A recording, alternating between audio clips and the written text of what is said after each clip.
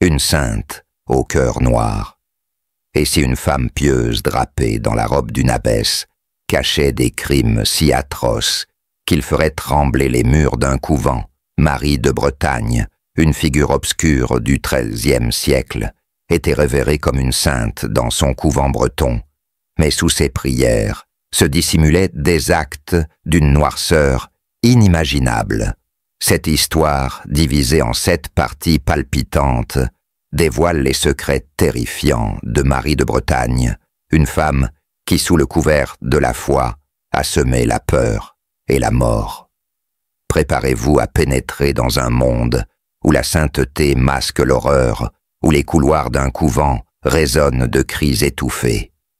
Appuyez sur « J'aime », abonnez-vous et laissez un commentaire pour partager vos pensées, afin que cette histoire glaçante atteigne d'autres passionnés d'histoire, la façade de la sainteté, une abbesse au pouvoir absolu. Imaginez-vous dans la Bretagne du XIIIe siècle, où les cloches d'un couvent résonnent à travers les collines verdoyantes, appelant les fidèles à la prière.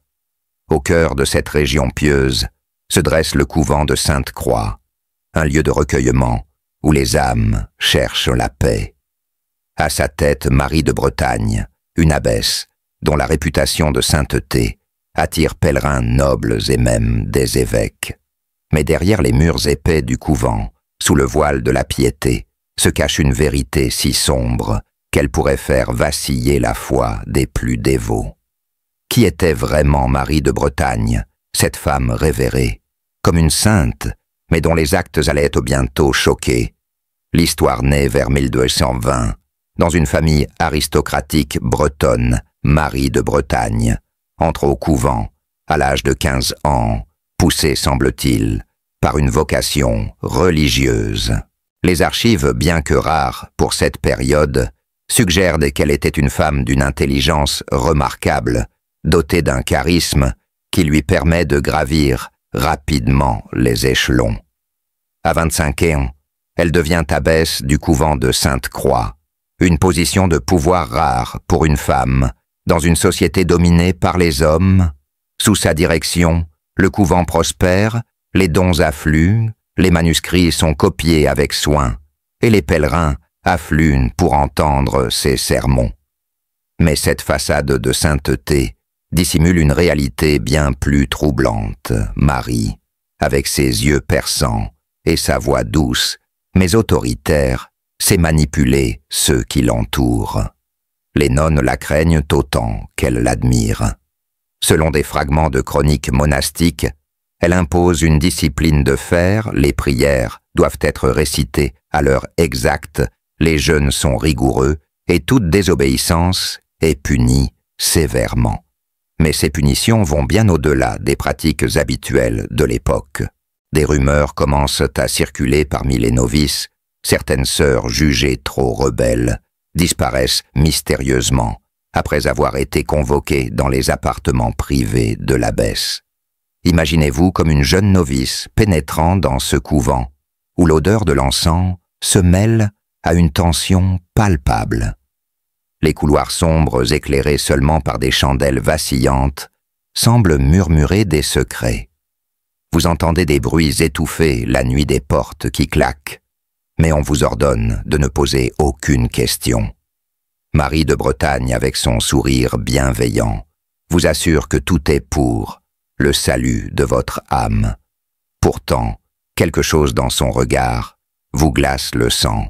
Ce qui rend cette période de la vie de Marie si fascinante, c'est la manière dont elle utilise sa position pour asseoir un pouvoir absolu.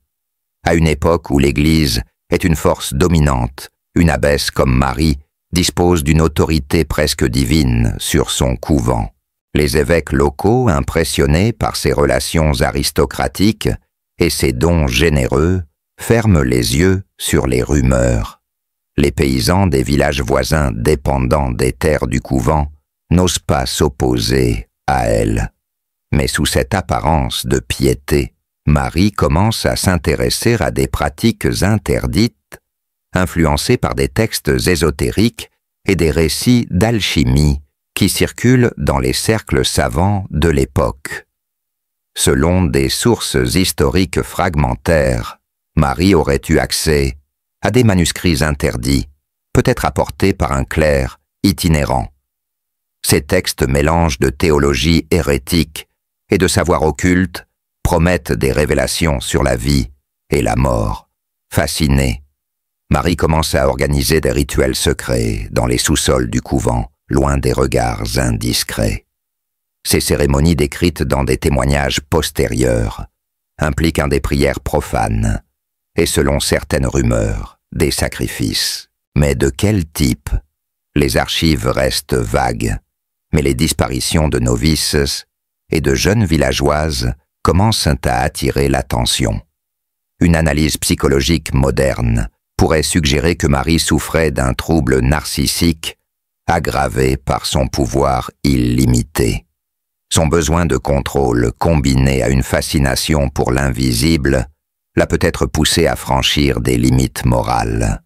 À l'époque, cependant, ces agissements sont attribués à une influence démoniaque, une explication courante pour tout comportement déviant. Les villageois terrifiés murmurent que le couvent est maudit, mais personne n'ose agir. Après tout, qui pourrait défier une femme aussi puissante, protégée par l'Église et la noblesse? Ce n'est que le début. Si la façade de sainteté de Marie de Bretagne vous intrigue, attendez de découvrir ce qu'elle cachait dans les profondeurs du couvent. La prochaine partie vous emmènera dans un monde de rituels interdits et de secrets si sombres qu'ils feront trembler votre foi en l'humanité. Les rituels interdits. L'obscurité sous le voile. Si vous pensiez que la façade de sainteté de Marie de Bretagne était déjà troublante, préparez-vous à plonger dans un abîme encore plus sombre. Derrière les murs du couvent de Sainte-Croix, loin des prières et des chants sacrés, l'abbesse orchestre des rituels si interdits qu'ils auraient fait frémir les plus fervents croyants du XIIIe siècle. Comment une femme de foi a-t-elle pu s'aventurer dans un monde d'ombres et de sacrilèges? Cette deuxième partie dévoile les pratiques occultes de Marie de Bretagne, révélant une vérité qui glace le sang. Si cette histoire vous intrigue, appuyez sur « J'aime », abonnez-vous et laissez un commentaire pour partager vos pensées. Au début des années 1250, le couvent de Sainte-Croix est un lieu de contradiction. À la surface, c'est un havre de piété. Les nonnes copinent des manuscrits, cultivent des herbes médicinales et accueillent des pèlerins en quête de bénédiction. Mais dans les sous-sols accessibles uniquement par un escalier étroit, caché derrière l'autel, Marie de Bretagne s'adonne à des pratiques qui défient les lois de l'Église.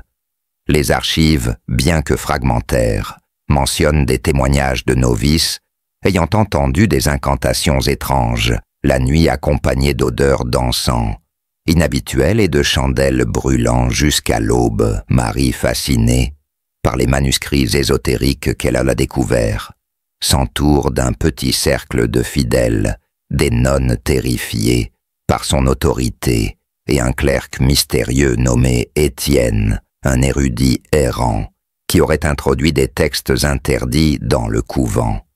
Ces manuscrits, mélange de théologie hérétique et d'alchimie, promettent des révélations sur la vie éternelle et le pouvoir divin. Mais ils exigent un prix, selon des récits postérieurs. Les rituels de Marie impliquent des offrandes de sang, prélevées sur des animaux, ou selon les rumeurs les plus sombres, sur des victimes humaines. Imaginez-vous descendant cet escalier en colimaçon, une torche à la main, le cœur battant, à l'idée de ce que vous pourriez découvrir. Les murs humides semblent murmurer des secrets, et l'air est lourd d'une odeur métallique. Au centre d'une salle souterraine, Marie drapée dans une robe noire, ornée de symboles étranges, psalmodie des mots dans une langue que personne ne comprend. Autour d'elle, des nonnes agenouillées tremblent partagées entre la peur et une fascination malsaine. Les chandelles projettent des ombres dansantes, donnant l'impression que des esprits rôdent dans l'obscurité. Les témoignages recueillis des décennies plus tard par des enquêteurs ecclésiastiques décrivent des scènes troublantes. Une novice, ayant osé espionner un rituel, rapporte avoir vu des coupes remplies d'un liquide rouge qu'elle croyait être du vin, mais qui dégageait une odeur de fer. Une autre affirme que Marie invoquait des anges déchus pour obtenir des visions de l'au-delà.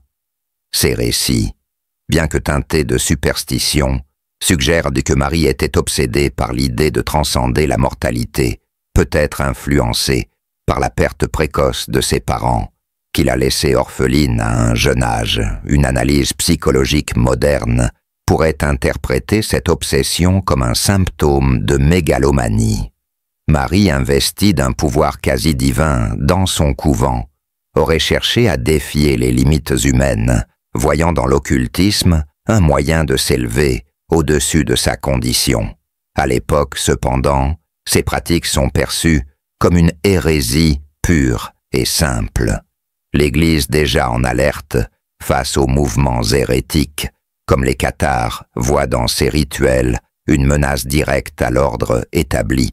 Mais ce qui rend cette période si terrifiante, c'est la manière dont Marie dissimule ses actes. En public, elle reste l'abbesse, irréprochable, assistant à chaque messe avec une ferveur exemplaire et offrant des dons généreux aux évêques locaux. Cette duplicité lui permet de détourner les soupçons, même lorsque des novices commencent à disparaître. Les archives mentionnent plusieurs cas de jeunes femmes, souvent des orphelines ou de filles de paysans, qui entrent au couvent et ne sont plus jamais revues. Leurs familles trop pauvres ou trop effrayées pour poser des questions acceptent les explications vagues de Marie, une maladie soudaine, une fuite volontaire ou un pèlerinage impromptu. Pourtant, les murmures s'intensifient dans les villages voisins. Les paysans racontent des histoires de lumières étranges dans le couvent, la nuit de cris, étouffée, portée par le vent. Une mère dont la fille a disparu, après être entrée comme novice, ose confronter Marie lors d'une audience publique. Selon une chronique locale, Marie la regarde avec un sourire glacial et lui assure que sa fille repose dans les bras de Dieu. Cette réponse, loin d'apaiser, sème la terreur dans le cœur des villageois. Ce qui rend cette partie de l'histoire si captivante, c'est le contraste entre l'image publique de Marie et ses agissements secrets. Imaginez la peur d'une novice contrainte de participer à ces rituels sous peine de châtiment, ou le désespoir d'un parent impuissant face à une abbesse intouchable. Si ces révélations vous glacent, d'attendre de découvrir comment Marie a maintenu son emprise sur le couvent, transformant un lieu de prière en un théâtre d'horreur. La prochaine partie vous emmènera au cœur de sa tyrannie, où la peur devient une arme plus puissante que la foi. La tyrannie, silencieuse, une règne de peur dans le couvent. Si les rituels secrets de Marie de Bretagne vous ont déjà glacé le sang, attendez de découvrir comment cette abbesse a transformé le couvent de Sainte-Croix en une prison de terreur où la peur était plus puissante que la foi. Dans cette troisième partie, plongée dans le règne oppressif de Marie, où chaque novice vivait dans l'ombre de sa cruauté, et où les murs sacrés du couvent dissimulaient des actes d'une brutalité inimaginable. Comment une femme, sous le couvert de la sainteté, a-t-elle pu instaurer un tel climat de crainte? Préparez-vous à une exploration troublante d'un monde où le silence était une question de survie. Si cette histoire vous captive, appuyez sur « J'aime », abonnez-vous et laissez un commentaire pour partager vos pensées. Vers le milieu des années 1250, le couvent de Sainte-Croix est un paradoxe vivant. À l'extérieur, il brille comme un phare de piété, attirant des pèlerins et des dons généreux. Mais à l'intérieur, les nonnes vivent dans une atmosphère de terreur muette. Marie de Bretagne, avec son charisme envoûtant et son autorité incontestée, règne comme une despote. Les chroniques de l'époque, bien que rares, décrivent une femme qui manie la discipline comme une arme, transformant les règles monastiques en un instrument de domination. Les novices, souvent jeunes et vulnérables, n'osèrent pas défier son regard perçant, ni remettre en question ses ordres de peur de subir des châtiments inimaginables. Imaginez-vous comme une novice, à peine âgée de 16 ans, entrant dans ce couvent avec des rêves de dévotion. Les journées sont rythmées par des prières interminables des jeûnes rigoureux et un travail harassant dans les jardins ou les scriptoriums. Mais ce qui vous terrifie le plus, ce sont les convocations nocturnes dans les appartements de Marie.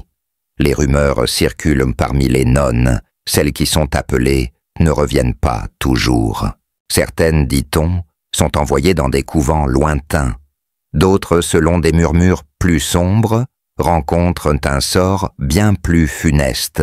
Les archives mentionnent des cas de jeunes femmes retrouvées mortes dans des circonstances mystérieuses attribuées à des accidents ou à des maladies soudaines.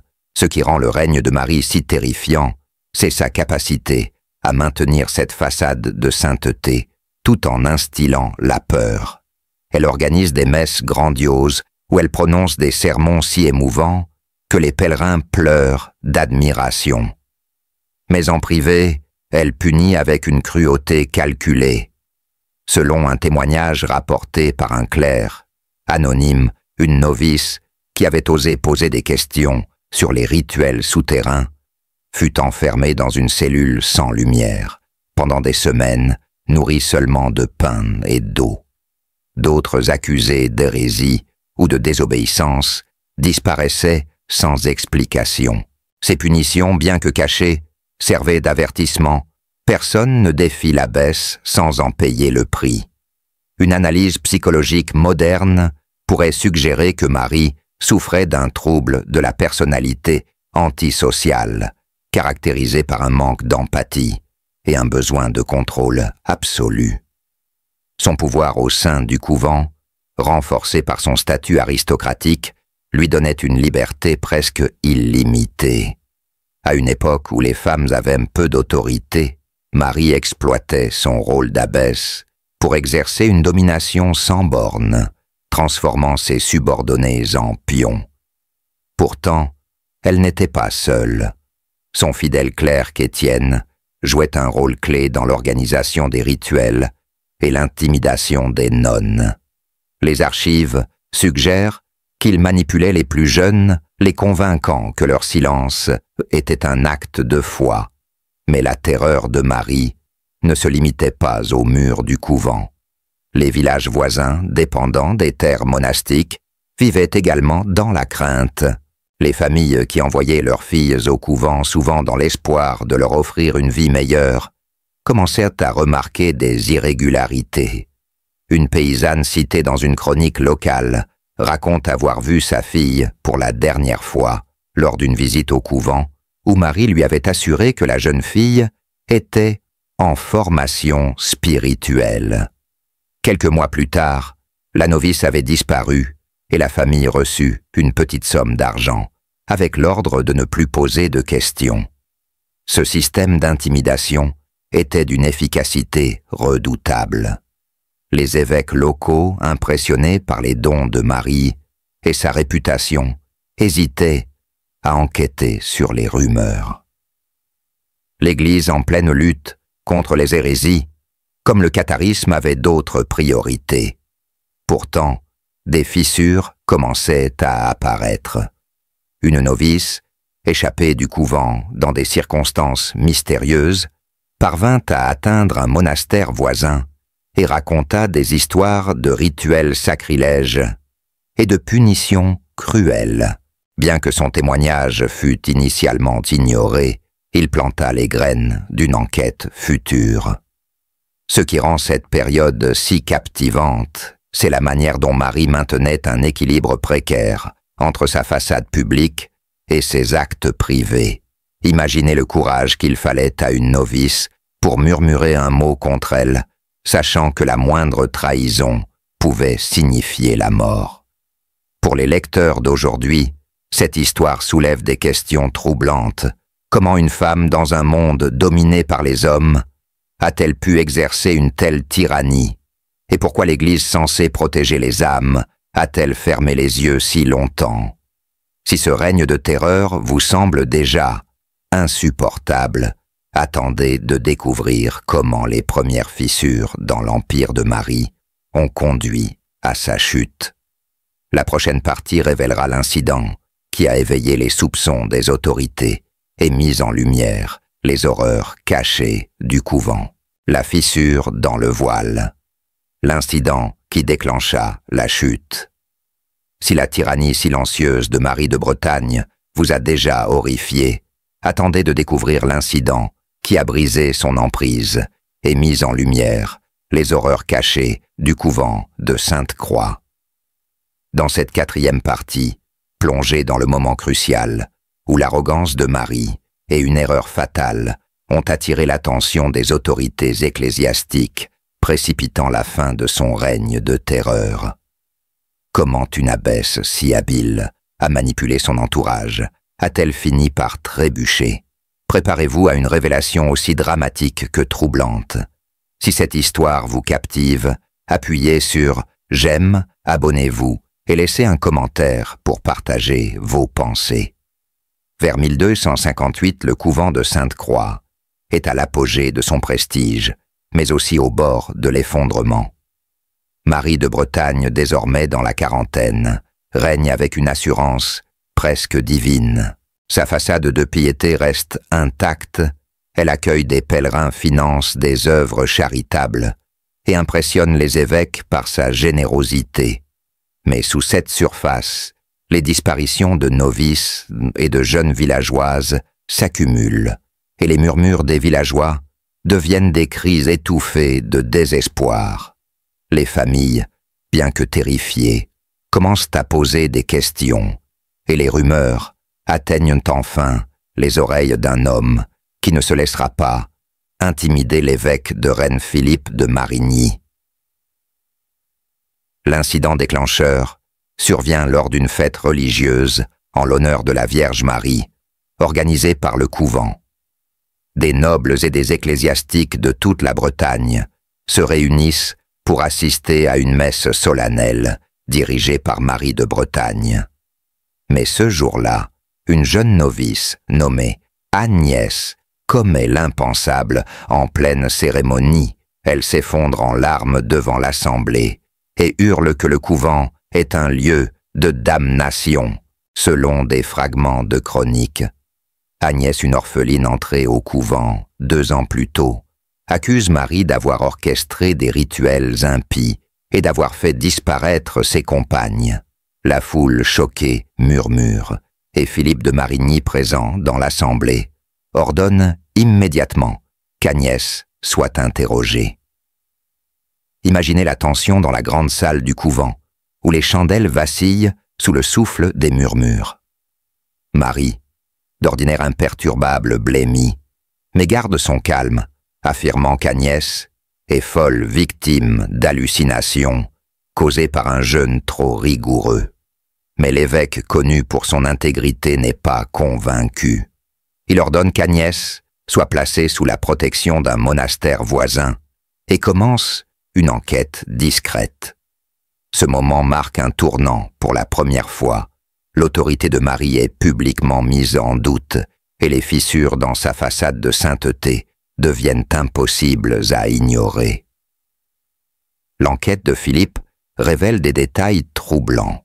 Des villageois encouragés par l'intervention de l'évêque osent enfin parler. Une mère raconte que sa fille envoyée au couvent pour devenir novice n'a jamais donné de nouvelles après les premiers mois. Un paysan affirme avoir vu des silhouettes encapuchonnées transporter des sacs suspects hors du couvent la nuit. Les archives, bien que lacunaires, mentionnent également la découverte d'ossements dans une forêt proche, attribués à des animaux mais suscitant des soupçons. Ces témoignages combinés à celui d'Agnès poussent l'évêque à perquisitionner le couvent. Imaginez-vous parmi les enquêteurs pénétrant dans les sous-sols du couvent avec une torche tremblante. Les murs suintent d'humidité et une odeur âcre remplit l'air. Dans une salle cachée, les autorités découvrent des autels improvisés, des coupes tachées de marques sombres et des manuscrits ornés de symboles ésotériques. Bien que les preuves directes de meurtre soient rares, Marie était prudente dans l'élimination des traces.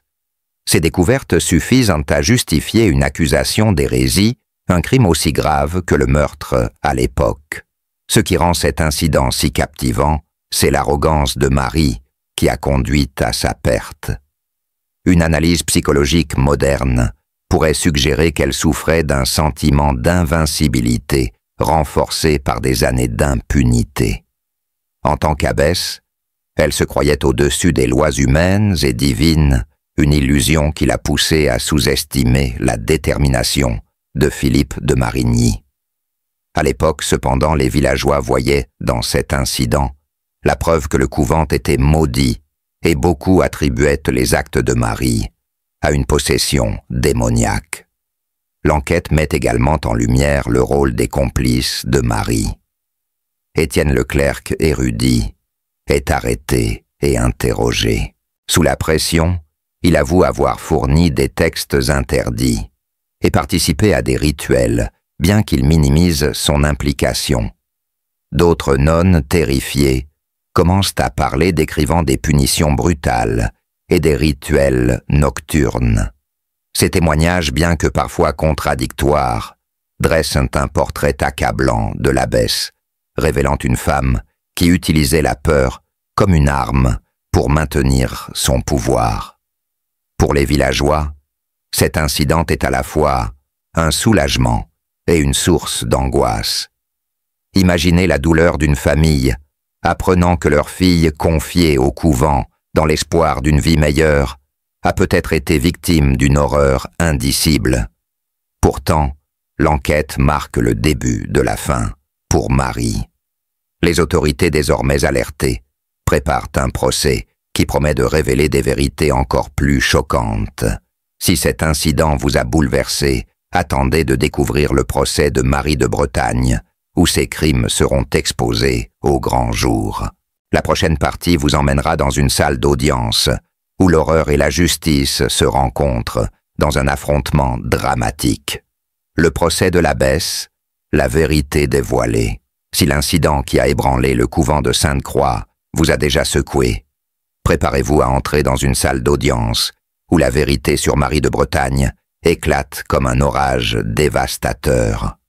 En 1258, le procès de l'abbesse, accusée d'hérésie, de sorcellerie et de crimes innommables, devient un événement qui bouleverse la Bretagne médiévale.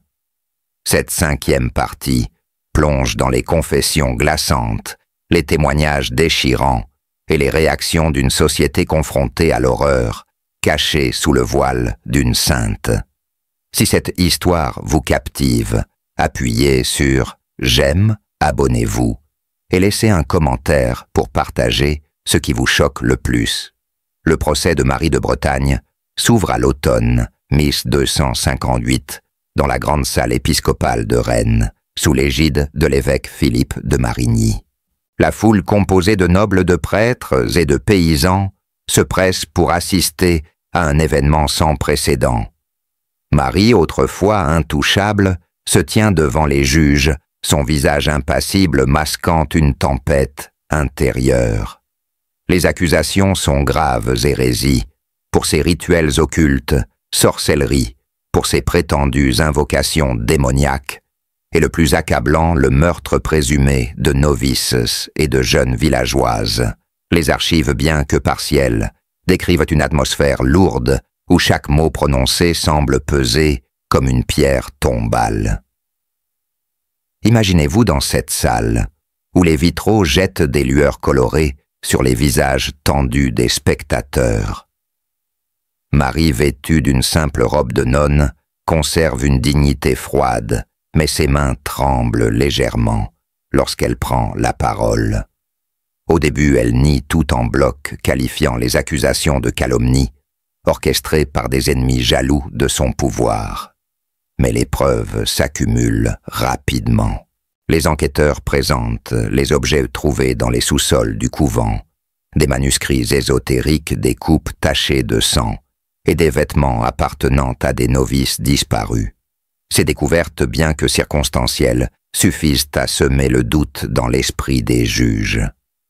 Le témoignage le plus accablant vient d'Agnès la novice, qui a osé défier Marie lors de la fête religieuse. Protégée par l'évêque, elle raconte la voix brisée, les nuits où elle était forcée d'assister à des rituels dans les sous-sols.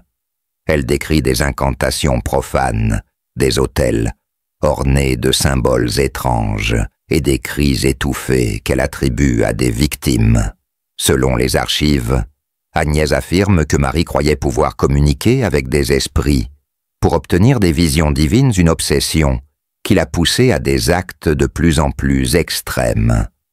D'autres nonnes, brisées par la peur, corroborent son récit, décrivant des punitions brutales infligées à celles qui osaient poser des questions. Ce qui rend ce procès si poignant, c'est la douleur des familles des victimes. Une mère venue témoigner s'effondre en décrivant comment sa fille, envoyée au couvent à l'âge de 14 ans, n'a plus jamais donné signe de vie. Un paysan raconte avoir trouvé des ossements près du couvent qu'il avait initialement attribués à des animaux, mais qu'il soupçonne désormais d'être humains. Ces témoignages, bien que parfois imprécis, peignent un tableau terrifiant, un couvent transformé en piège mortel, où l'abbesse régnait comme une divinité cruelle. Une analyse psychologique moderne pourrait interpréter le comportement de Marie comme celui d'une sociopathe capable de manipuler son entourage tout en se convainquant de la justesse de ses actes. Son obsession pour l'occultisme combinée à son besoin de contrôle l'a peut-être poussé à voir ses victimes comme des moyens d'atteindre un but supérieur. À l'époque, cependant, les juges attribuent ces actes à une possession démoniaque, une explication qui reflète les peurs superstitieuses du XIIIe siècle. Les manuscrits ésotériques trouvés dans le couvent, bien que probablement innocents, le procès de l'abbesse, la vérité dévoilée. Nos sangs, les accusations de sorcellerie en particulier, enflamment l'assemblée à une époque où la peur du diable est omniprésente. Ces allégations sont aussi graves qu'un meurtre. Mais ce qui choque le plus, ce sont les confessions des complices de Marie. Étienne Leclerc, érudit qui l'a initié aux textes interdits, craque sous la pression des interrogatoires. Il admet avoir fourni des manuscrits hérétiques et participé à des rituels, mais insiste sur le fait que Marie était le cerveau de l'opération. Ses paroles, bien que motivées par la peur de la torture, dressent un portrait accablant de l'abbesse, une femme obsédée par le pouvoir surnaturel, prête à tout pour atteindre ses ambitions. D'autres nonnes, libérées de l'emprise de Marie, décrivent des scènes de violence psychologique et physique où l'abbesse utilisait la peur de l'enfer pour imposer son autorité. Au fil des jours, l'attitude de Marie change. Face à l'accumulation des preuves et à la menace de la torture, une pratique courante dans les procès ecclésiastiques, elle commence à s'effondrer. Le 12 novembre 1258, selon une chronique fragmentaire, elle avoue certains de ses crimes, mais avec une ambiguïté calculée. Elle admet avoir pratiqué des rituels pour chercher la vérité divine, mais nie les meurtres attribuant les disparitions à des accidents ou à des fugues.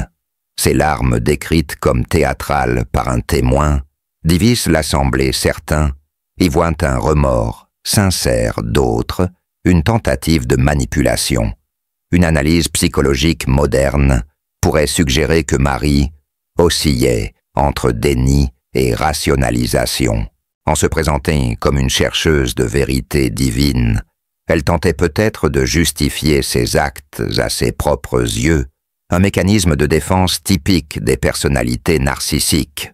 À l'époque, cependant, ses aveux sont interprétés comme une confession partielle de sorcellerie scellant son destin. Les juges horrifiés par les détails prononcent un verdict rapide. Marie est déclarée coupable d'hérésie et de sorcellerie, des crimes passibles de la mort. Cependant, en raison de son statut aristocratique, la sentence est adoucie. Elle est condamnée à l'emprisonnement à vie dans un cachot monastique, une punition rare pour l'époque. Le procès ne se limite pas à Marie. Étienne et plusieurs nonnes complices sont également jugés recevant des peines d'emprisonnement ou d'exil.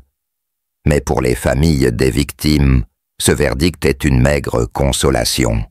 Imaginez la douleur d'une mère apprenant que sa fille a été sacrifiée dans un rituel occulte, sans même un corps à enterrer. Les villageois présents dans la salle crient justice, mais la puissance de l'Église et de la noblesse protège Marie d'une exécution publique, ce qui alimente un sentiment d'injustice. Ce procès marque un tournant dans l'histoire du couvent. L'Église, soucieuse de préserver son autorité, transforme l'affaire en une leçon morale. Même les plus saints peuvent succomber au mal.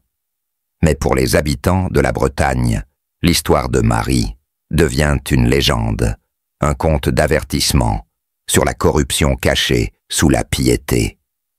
Si ce procès vous a bouleversé, attendez de découvrir les derniers jours de Marie et l'impact durable de ses crimes. La prochaine partie vous emmènera dans les profondeurs de sa cellule, où une vérité encore plus troublante attend, dans l'ombre du cachot, les derniers jours de Marie. Si le procès de Marie de Bretagne vous a secoué par ses révélations, attendez de découvrir les derniers jours de cette abbesse déchue, enfermée dans une cellule où ses démons intérieurs la rattrapent. Condamnée à l'emprisonnement à vie, en 1258, Marie de Bretagne, autrefois une figure de sainteté, passe ses dernières années dans l'obscurité d'un cachot monastique. Cette 6e partie explore ses ultimes moments entre repentir ambigu et mystère non résolu, ainsi que l'impact de sa chute sur le couvent et la communauté bretonne. Préparez-vous à une plongée dans un monde où la rédemption semble hors de portée. Si cette histoire vous captive, appuyez sur « J'aime », abonnez-vous et laissez un commentaire pour partager ce qui vous a le plus marqué. Après le verdict du procès, Marie de Bretagne est conduite dans un cachot souterrain du monastère de Saint-Gildas, un lieu isolé où les pécheurs ecclésiastiques sont envoyés pour expier leurs fautes. Les archives, bien que fragmentaires, décrivent une cellule exiguë aux murs humides, où la lumière du jour ne pénètre jamais. Marie, jadis, parée de robes somptueuses et entourée de novices tremblantes, n'est plus qu'une ombre d'elle-même. Ses cheveux, autrefois soigneusement tressés, pendent en mèches désordonnées, et ses yeux, autrefois perçants, sont voilés par l'épuisement. Pourtant, même dans cet isolement, elle conserve une aura de défi, refusant de s'effondrer complètement. Imaginez-vous dans ce cachot glacial, où le silence n'est brisé que par les prières murmurées de Marie, ou ses éclats soudains de colère. Selon un clerc qui la visita, elle passait des heures à écrire sur des bouts de parchemin, rédigeant ce qu'elle appelait des révélations divines. Ces écrits, confisqués par l'Église et partiellement détruits, semblaient en mélanger des confessions de ses crimes avec des visions mystiques. Marie affirmait avoir agi sous l'influence d'esprits supérieurs, cherchant non pas le mal, mais une vérité cachée. Était-ce une tentative de justification ou le signe d'une folie grandissante? Les prêtres qui l'interrogeaient restaient divisés, Certains voyaient en elle une hérétique irrécupérable, d'autres une âme tourmentée, cherchant le pardon. Une analyse psychologique moderne pourrait interpréter ses écrits comme une forme de dissociation. Confrontée à l'ampleur de ses actes, Marie aurait pu chercher refuge dans des délires mystiques, une manière de réconcilier sa foi avec ses crimes. À l'époque, cependant, ces paroles étaient perçues comme une preuve supplémentaire de sorcellerie, renforçant la croyance qu'elle était possédée par des forces démoniaques. Les fragments de ses écrits, conservés dans les archives de l'évêché de Rennes, mentionnent des anges sombres et des sacrifices nécessaires pour la lumière. Ces mots, bien que vagues, alimentaient la terreur des gardiens qui évitaient de s'approcher de sa cellule la nuit. Ce qui rend ces derniers jours si fascinants, c'est le contraste entre le repentir public de Marie et son comportement privé. Lors de rares visites de prêtres, elle jouait le rôle de la pécheresse repentante, implorant le pardon divin avec des larmes théâtrales.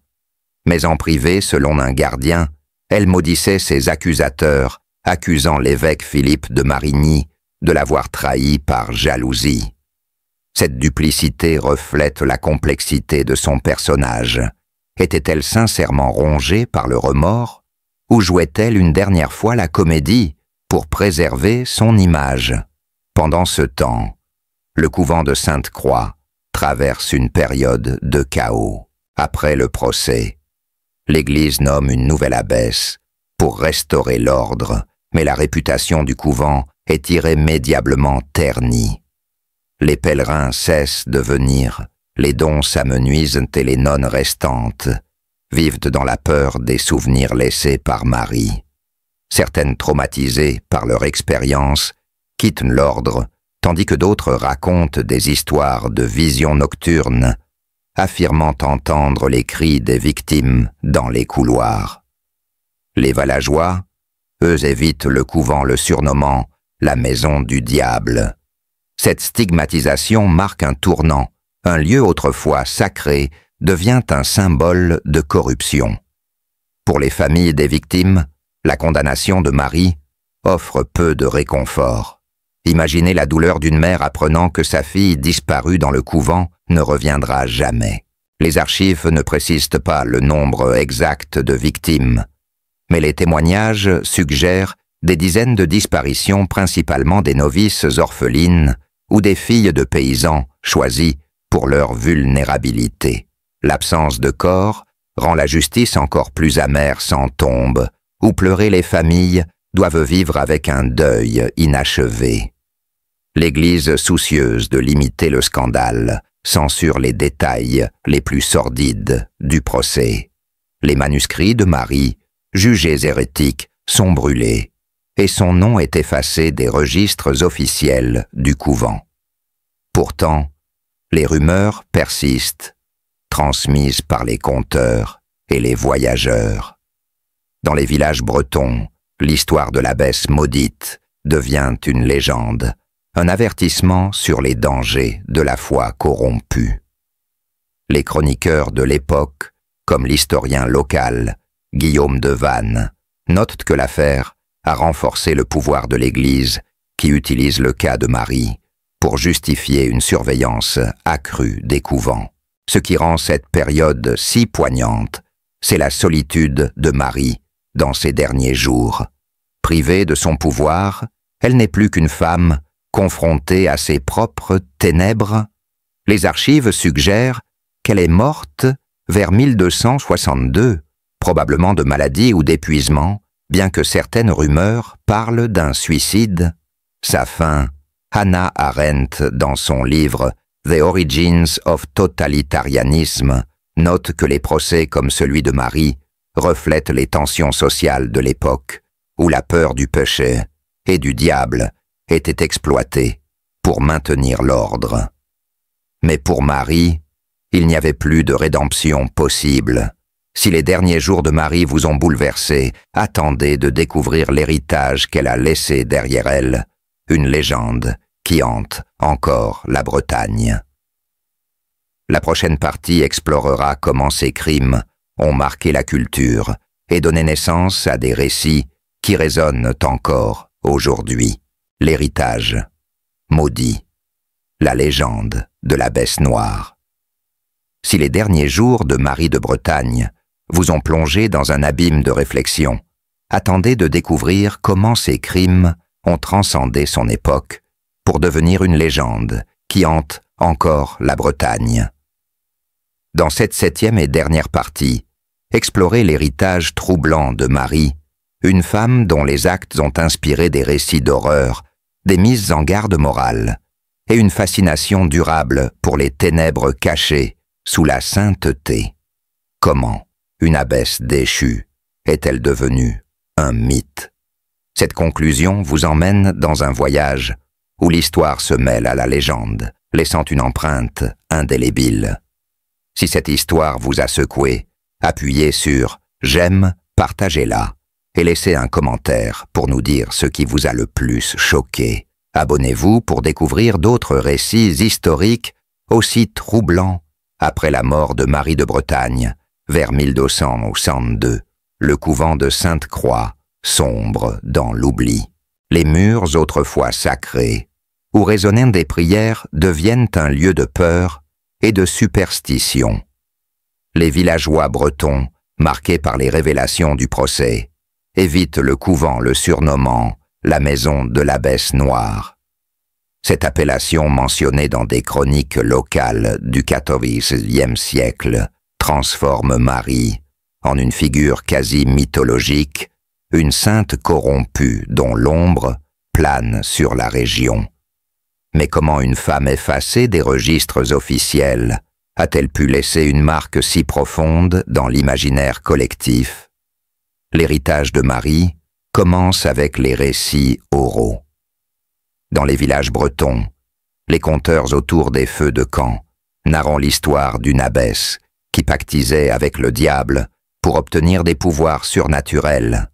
Ces récits, amplifiés par la superstition, exagèrent souvent les faits certains, parlent de sacrifices humains dans des cercles de feu, d'autres de visions démoniaques dans les sous-sols du couvent. Bien que ces histoires s'éloignent de la vérité si historique, elles reflètent une réalité plus profonde, la peur collective d'une société confrontée à la corruption au sein de l'Église, une institution censée être infaillible. Imaginez-vous dans une taverne bretonne, au XIVe siècle, écoutant un vieux paysan raconter l'histoire de l'abbesse noire. Les enfants, blottis contre leurs parents, frémissent à l'idée d'un couvent maudit, où les âmes des victimes errent encore. Ces récits, bien que romancés, servent un but précis. Ils mettent en garde contre les dangers du pouvoir absolu et de la foi aveugle. Les historiens comme Jean de Vannes, dans ses chroniques, notent que l'affaire Marie de Bretagne a renforcé la méfiance envers les institutions religieuses, préfigurant les tensions qui culmineront avec la réforme au XVIe siècle. Sur un plan culturel, l'histoire de Marie inspire des contes qui transcendent la Bretagne. Certains érudits, comme l'historienne médiévale Marina Warner, suggèrent dès que son image a influencé des figures féminines maléfiques dans le folklore européen, comme la sorcière des contes de fées. Bien que moins célèbre que Barbe-Bleue, l'histoire de l'abbesse noire partage des similitudes, une figure d'autorité, un lieu isolé et des victimes innocentes. Ces parallèles montrent comment les crimes de Marie ont été absorbés dans l'imaginaire collectif, transformant une réalité historique en un mythe universel. L'impact de Marie ne se limite pas aux contes. Son procès a des répercussions concrètes sur la Bretagne médiévale. Le couvent de Sainte-Croix, jadis prospère, est abandonné après l'affaire, ses terres redistribuées à d'autres monastères. L'Église, soucieuse d'éviter d'autres scandales, renforce son contrôle sur les couvents, imposant des inspections régulières et des règles plus strictes. Les archives montrent que l'évêque Philippe de Marigny devenu une figure respectée, utilise l'affaire pour promouvoir une réforme morale, avertissant que même les plus saints peuvent succomber à la tentation. Une analyse moderne de cet héritage révèle des questions troublantes. Pourquoi l'histoire de Marie continue-t-elle de fasciner? Les psychologues culturels suggèrent que son personnage incarne une peur universelle, celle de l'hypocrisie du mal caché sous un masque de vertu. À une époque où l'Église était un pilier de la société, l'idée qu'une abbesse puisse commettre de tels actes était profondément déstabilisante. Cette fascination perdure aujourd'hui.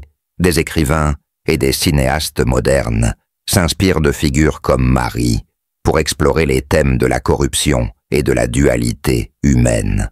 Par exemple, des romans historiques bretons du XIXe siècle comme ceux de Pierre le Beau revisitent son histoire, la dépeignant comme une tragédienne déchirée entre foi et folie. Pour les habitants de la Bretagne, l'héritage de Marie est plus concret. Les ruines du couvent de Sainte-Croix, encore visibles au XVe siècle, deviennent un lieu de pèlerinage macabre. Les villageois racontent des histoires de lumières étranges et de murmures dans les bois environnants, alimentant la légende d'un lieu hanté. Même aujourd'hui, les guides touristiques bretons mentionnent l'abbesse noire comme une figure locale attirant les curieux en quête d'histoires sombres. Cette persistance montre comment les crimes de Marie ont marqué la mémoire collective, transformant un scandale en une légende durable. Ce qui rend cet héritage si poignant, c'est sa capacité à nous interroger sur la nature humaine. Marie de Bretagne n'était pas seulement une criminelle. Elle était une femme de son temps, façonnée par un monde où le pouvoir et la foi se mêlaient dangereusement. Une analyse psychologique pourrait voir en elle une figure tragique, une femme dont l'ambition et l'isolement l'ont poussée à franchir des limites morales. Pour les lecteurs d'aujourd'hui âgés de 35 à 65 ans, son histoire est un miroir.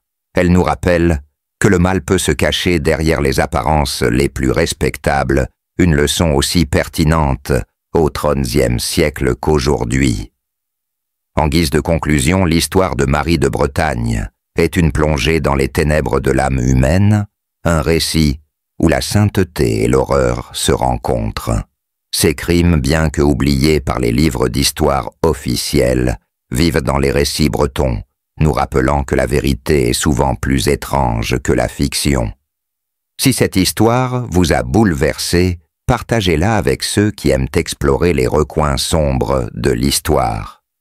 Appuyez sur « j'aime », laissez un commentaire sur ce qui vous a le plus choqué et abonnez-vous pour découvrir d'autres récits historiques aussi troublants.